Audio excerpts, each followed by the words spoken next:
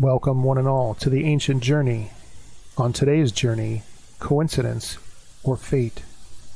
But before we get started, don't forget, if you enjoyed the video, please give us a like and a share. And if you're into our content, please check out the rest of the channel and subscribe. It helps grow the channel, and it keeps us producing these videos. Is there such a thing as coincidence? Have you ever heard the term wrong place at the wrong time? The term coincidence infers that we're all walking around in some big game of chance, that every decision we make just rolls the dice one more time. But if this is all one big craps game, do we all have a fate built into us that we're all following? What if your fate is also someone else's? Is that just a coincidence?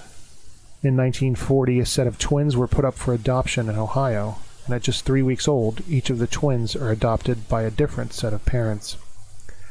Each set of parents names their newly adopted sons Jim. The two Jims live their adult lives only 40 miles apart from each other.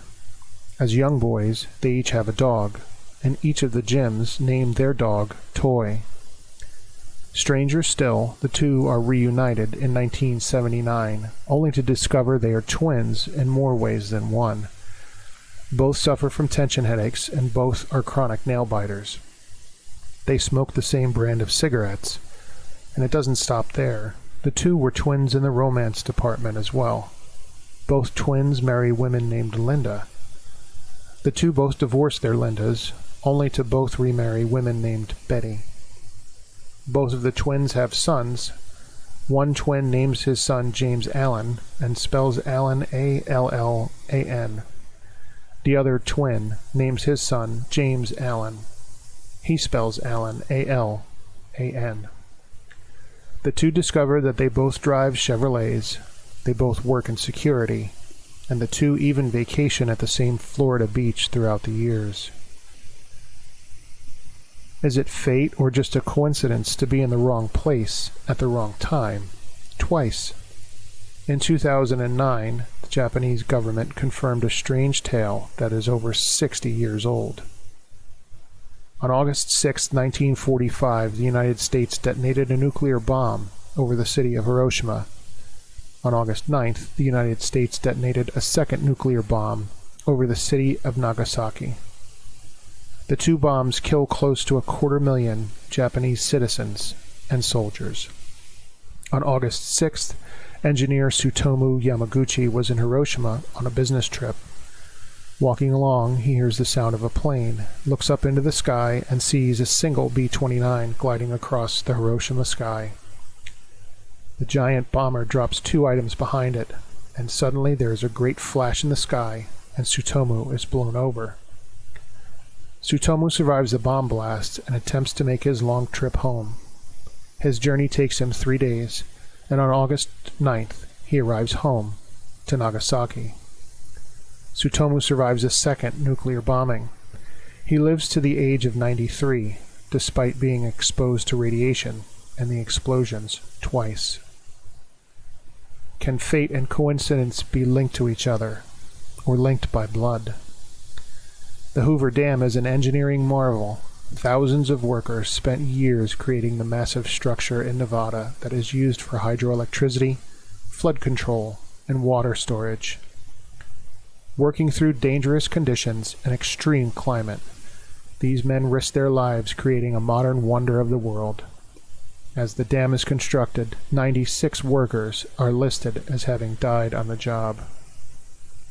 One of the first names on the list is John Gregory Tierney, who died from drowning during a flash flood on December 20th, 1921. Tierney's only son, Patrick William Tierney, was the last fatality attributed to the dam's construction. He fell to his death on a familiar date, December 20th, 1935. Are we born with a fate, and when it's not your time, it's just not your time? Violet Jessup, born in 1887 in Argentina, grows up as a stewardess and later as a nurse. As a young child, she miraculously survives a bout of what doctors define as a lethal case of tuberculosis. In 1911, Jessup is working as a stewardess on the RMS Olympic when it collides with the British warship, the HMS Hawke. There are no fatalities, but in 1912, she sets foot on the doomed ocean liner RMS Titanic. She watches in horror from her lifeboat as the doomed vessel heaves upright in the air and is almost sucked into its propellers as they descend into the frigid depths of the North Atlantic. She manages to leap from her lifeboat and swim to safety, only to board the HMS Britannic in 1916. The HMS Britannic strikes a sea mine and sinks in the Aegean Sea. All three of the ocean liners are owned by the White Star Line, and Jessup continues to go back to work for them until 1920. How would you like to see her standing in line next to you while boarding a ship? And if we are born with a fate, can we know what it is ahead of time? Samuel Longhorn Clemens, better known by his pen name Mark Twain, had a meteoric rise to fame as an author, coming to be known as the father of American literature. He wrote The Adventures of Tom Sawyer and followed it up with The Adventures of Huckleberry Finn. Twain came into this world in 1835, a year that Halley's Comet screamed across the skies of the United States. Twain would be quoted as saying, "The Almighty has said, no doubt, now here are these two unaccountable freaks. They came in together. They must go out together." Twain was right. Halley's Comet reappears in 1910, and Twain dies one day after the comet's closest approach to Earth. So were all these stories tales of just plain coincidence, or of a deeper-rooted fate? Did a woman survive the sinking of ocean liners because it just wasn't her time yet? Did an engineer survive 2 atomic blasts for the same exact reason? And what about those twins? How could they live such identical lives while not knowing each other the entire time? How did Twain predict when he would die? And is it a coincidence that father and son died on the same day, years apart? Or was that just their fate?